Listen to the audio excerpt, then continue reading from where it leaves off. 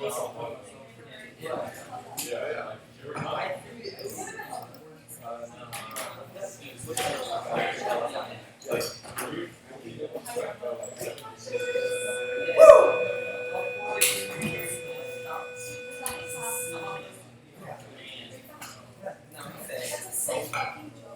said him, that was fast on the women.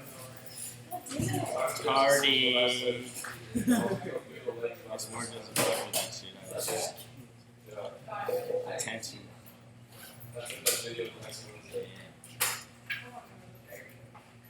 Yeah, I saw this one. You see me?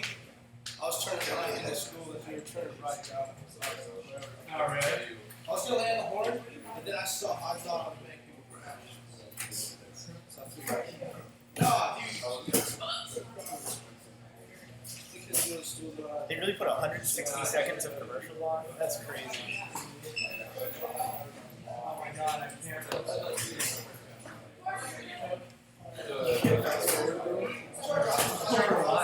That's so like just down. My brother drives everywhere. It's constant. 1, 2, 3, 4. Sorry, I gotta figure this out. It's gonna be a little weird.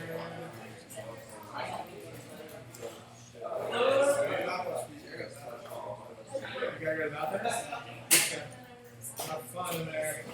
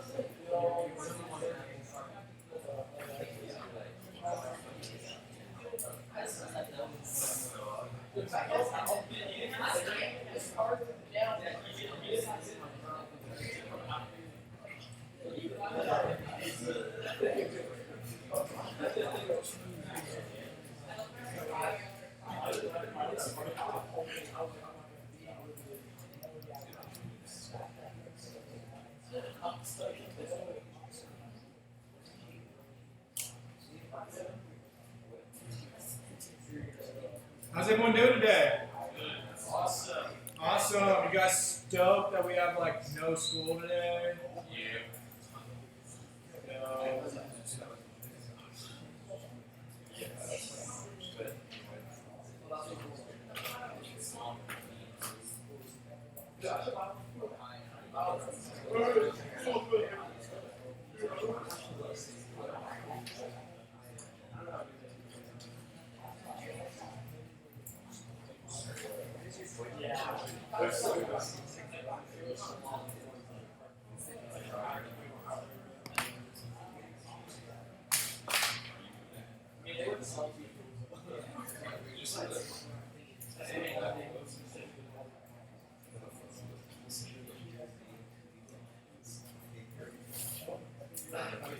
It's actually like real television.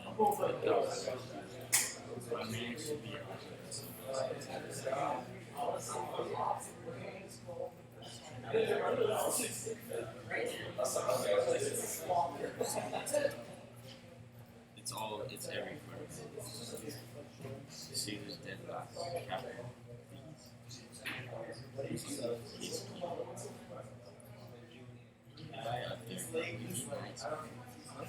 Eli 15.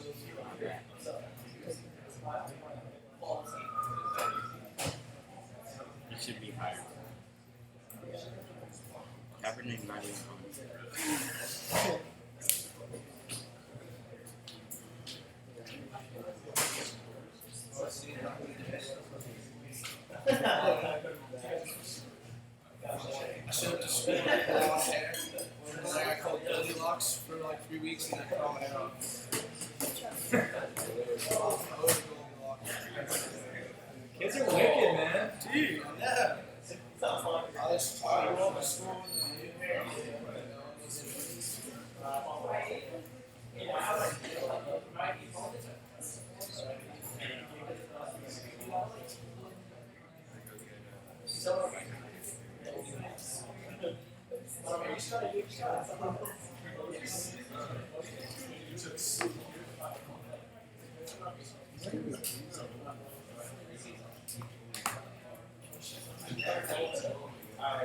I don't understand the fascination of going to another school. I used to go to that school. One big, but I think otherwise I agree. I must have I must like be on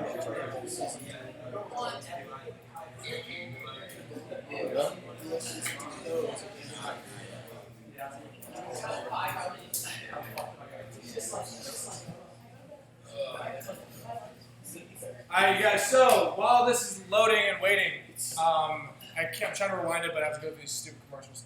I want you guys to think about what we watched yesterday. We're going to be doing a tribute piece, like basically using the tools we learned last week to create a 9/11 art piece. So whatever you want to do, the only thing I ask is that you are respectful to it and think about what you're creating. So you can work on that today. I'm going to try to get this going at the right. Said anything to me. Okay, we're almost there. Think about what you guys want to create, and you guys can get started on that now and play the rest of this video, so that way you guys can get a good idea of what I'm talking about.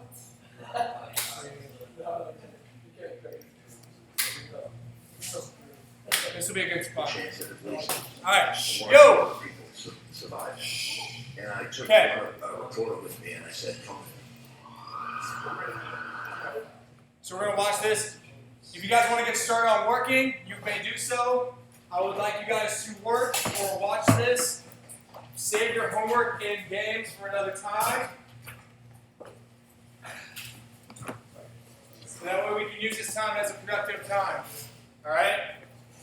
Our art piece we'll be doing Friday. I'm only asking you to turn in one. So spend some time, put some effort into it, be creative. What in the city should remain calm? The very best thing to do right now would be to remain calm. And that's when I first said, fire department, police department have responded 100%. They're in charge of it. It's a terrible tragedy. The best way we're going to get through this is if we remain calm. I think it was Rudy Giuliani's finest moment as a public official and as a human being. We shouldn't panic. We shouldn't worry. Mayor Giuliani had established a tone of leadership. He was the voice of confidence, the voice of I am the mayor, I am in charge.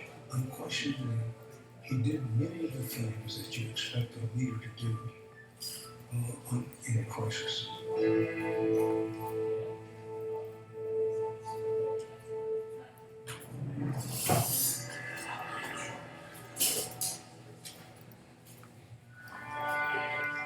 Honey, I am down at the ferry transporting patients. I am not in the city. Try to page me to let me know that you're okay. When the first plane hits the North Tower, up to 1 million people are stranded in lower Manhattan. But with the bridges and tunnels closed to traffic, the only place to go is to the water's edge. On September 11th, my position was captain on the Staten Island Ferry. And as we approached Governor's Island, we noticed another plane coming up alongside us. And then we watched him go right into the building. The building swallowed him up. On September 11th, 2001, I was piloting the ferry boat Henry Hudson.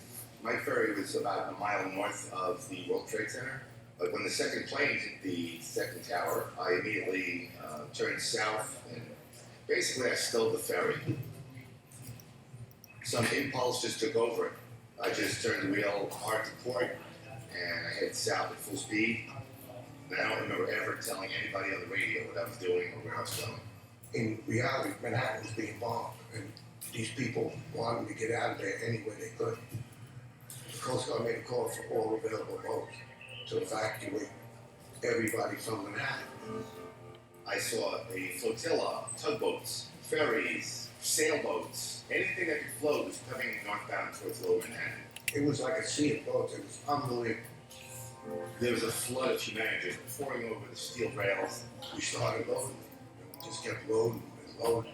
These people were coming and coming. Henry Hudson is a class of ferry that holds 400 people, but I liken it to being that last lifeboat on the RMS Titanic.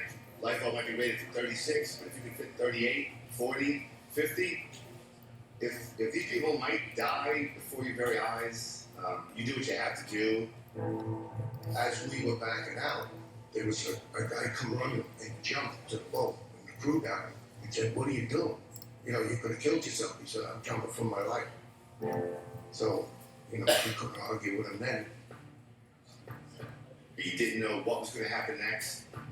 Nobody knew if another plane was going to hit another building. We know there's planes up there, but we can't see anything coming at us. The ferry, you know, we carry 6,000 people. We're a big target. So we went around Governor's Island trying to, you know, not follow our regular route. Literally, we're just a few hundred yards from the burning buildings. Then the tower collapsed. When this dust cloud hit, there was no visibility. You couldn't see anything. We saw a police boat within 3 feet of us at about 40 miles an hour. They never even saw us. My eyes were burning and I'm choking. And at one point, there was this white stuff coming down. And it almost seemed like smell. Eventually, on the south end of Governor's Island, we came through the smoke. And that boat was registered for 6,600 people. You know, that day we had that many people on. For the next 9 hours, the boat captains of 9/11, acting on their own, evacuate over 500,000 people off the island of Manhattan. In what is now known as the greatest maritime evacuation in world history. That many boats evacuating that many people in that short a time. What an enormous effort this was. And it took a lot of bravery to effect that evacuation. One of the survivors of the World Trade Center, his family was over in New Jersey. They knew what building he was working in. They watched all morning. They didn't hear from him. They were gathering, trying to decide how they were going to deal emotionally and otherwise with his loss. At about 1:30 in the afternoon, he walked through the door. He had come home on a ferry boat. There was a guy who worked at the ferry probably 10, 15 years with me. Never said anything to me. But after that day, he came up and said, you know, we did a good job.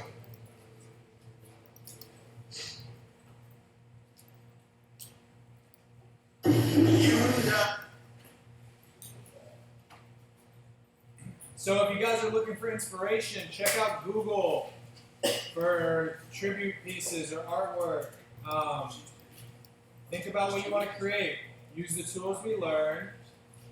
If you need help, if you have an idea that you really want to achieve but you don't know how to do it, ask me and I'll come over and help you. More than happy to help.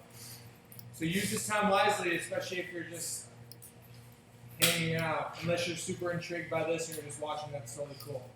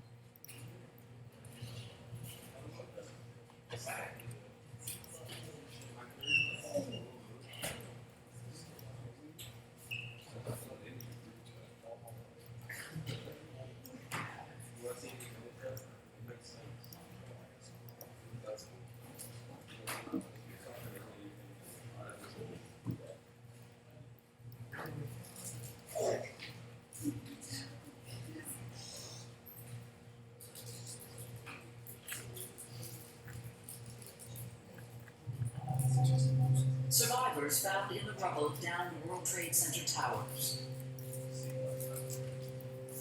Amid the rubble, 1,000 emergency responders search for life.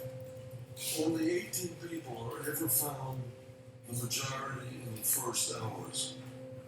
But what we now know is that the last 2 men are pulled from the rubble nearly a day later by a group of rescuers and 2 Marines who traveled to Ground Zero to help. My name is Will Camino.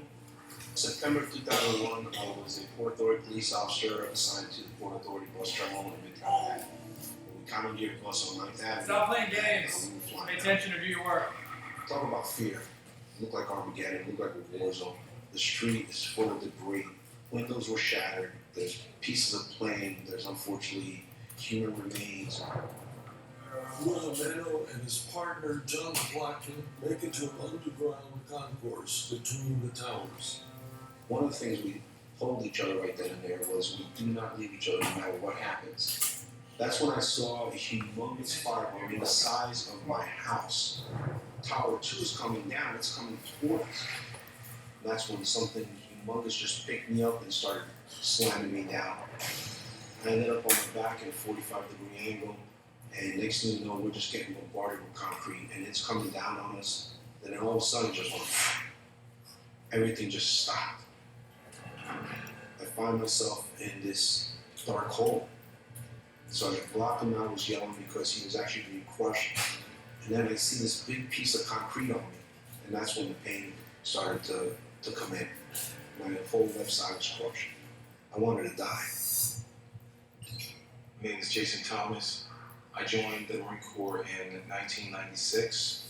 On the morning of September 11th, I was at my mother's house. She informed me a plane just flew into the World Trade Center. I ran to my trunk of my car, grabbed my military uniform, and hustled to Ground Zero. I ran to another Marine. He introduced himself as Stepson Carnes, and then we decided that we were going to conduct a search and rescue. My name is David Carnes. I had 19 and a half years in the Corps, served in Desert Storm, so I had some combat experience leading up before 9/11. That morning, I was in Wilton, Connecticut. I went down there as a Marine in uniform. I just put the pedal to the metal. I don't know how fast I was going, but I went through checkpoints that the cops could see a Marine and fresh utilities, squared away haircut, with all my repelling gear and stuff. But I was the first responder, and they just waved me through. Due to the severe danger at Ground Zero, the Marines are told to stay off the wreckage. There was like maybe 20 FDNY firemen. I said, can you tell me if anybody's been in the epicenter of the debris field conducting search and rescue? And he goes, no, Marine, if you go in here, you're going to die. But against orders, they go in anyway. Jason Thomas takes these never-before-seen photographs at Ground Zero. When Sergeant Thomas and I walked on that POW, I didn't know how bad it was. I thought there could be 10, 20,000 people under these beams that we're walking on. And we just continued to yell down in every hole that's anyone down there, this United States Marines. Does anyone hear it? You can hear us yell or tap on the steel, and everyone would listen. Nothing. We did this for what seemed to be hours, and I heard a voice. We listened, and maybe about 30 yards ahead, we heard some muffled cries for help. And I said, please don't leave us. We have men down. My sergeant and I are hurt real badly. We've been here for a long time. I assured him, I says, look, this is the Marine Corps. Consider yourself rescued. I said, we're not going anywhere. Camino and McLaughlin had made it to a freight elevator as the tower was collapsing. With the protection of the elevator, they had access to enough oxygen to keep them alive while the rescue specialists dug them out. First name is Scott, last name is Strauss. September 11, 2001, I was assigned to the New York City Police Department's Emergency Service Unit, Truck 1. I jumped down into this hole. It was about 6 to 8 feet deep and about 3 feet wide.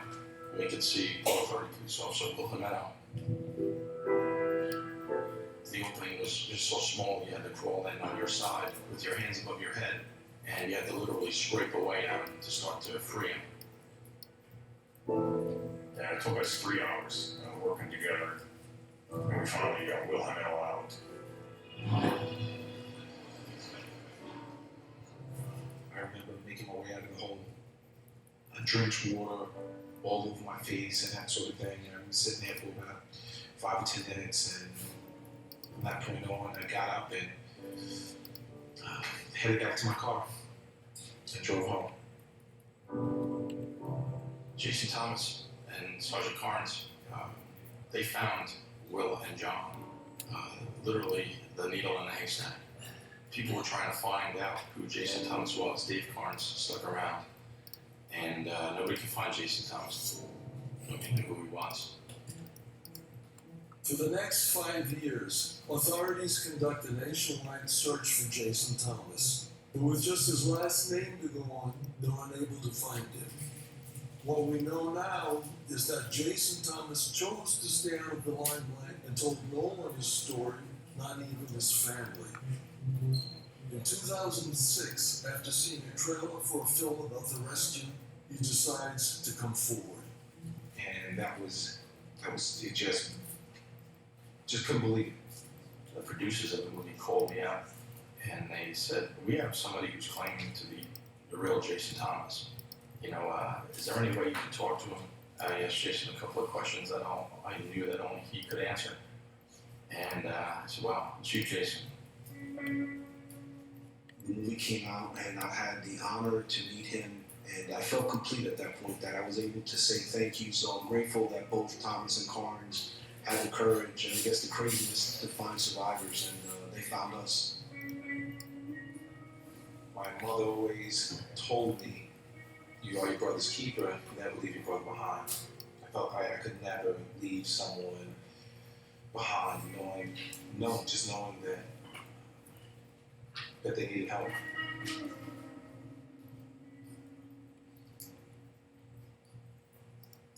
There's a place that brings together a team.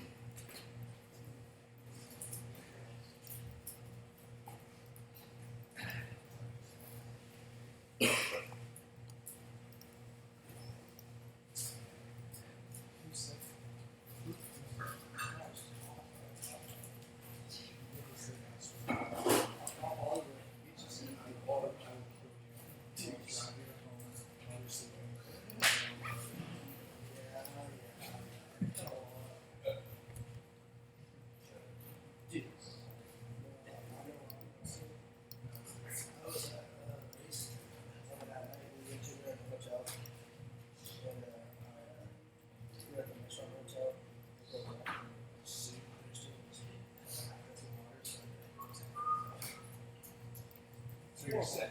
So you're Yes, that's all I'm gonna call.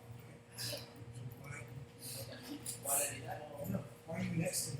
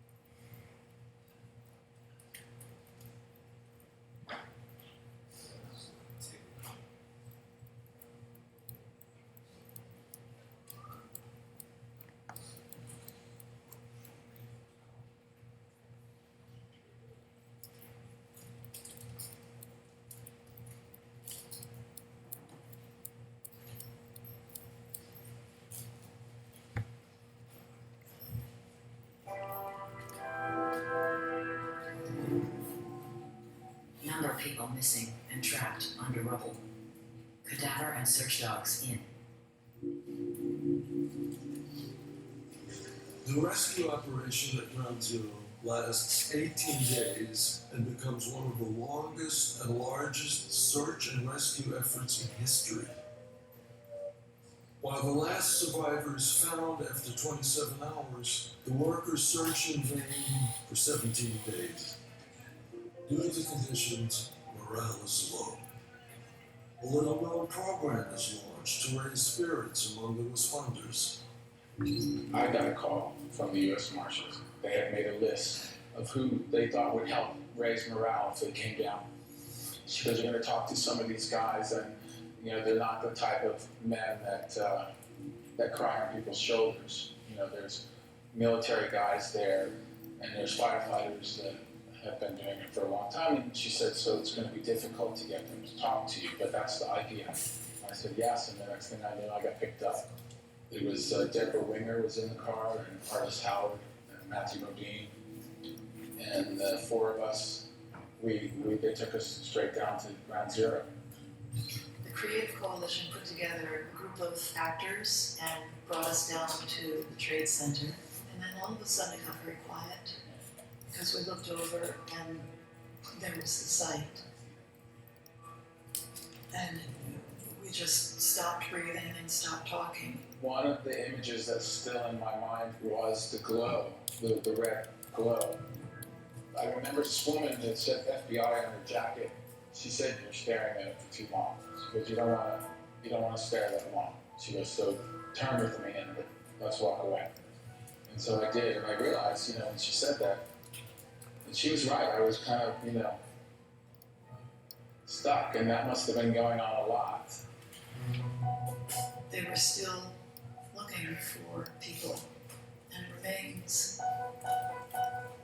We started to talk to people and let them get it out. And there's a lot of tears and there's a lot of guilt.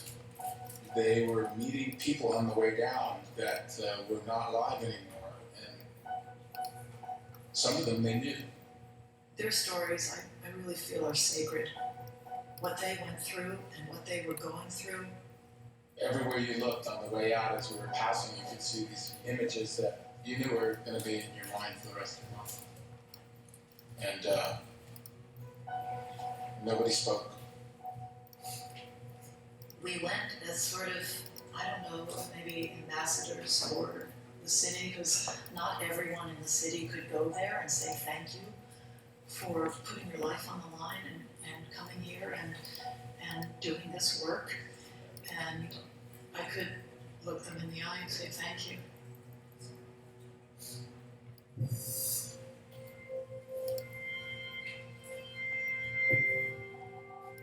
Bush now talking. I hope you're able to watch. The cleanup and recovery effort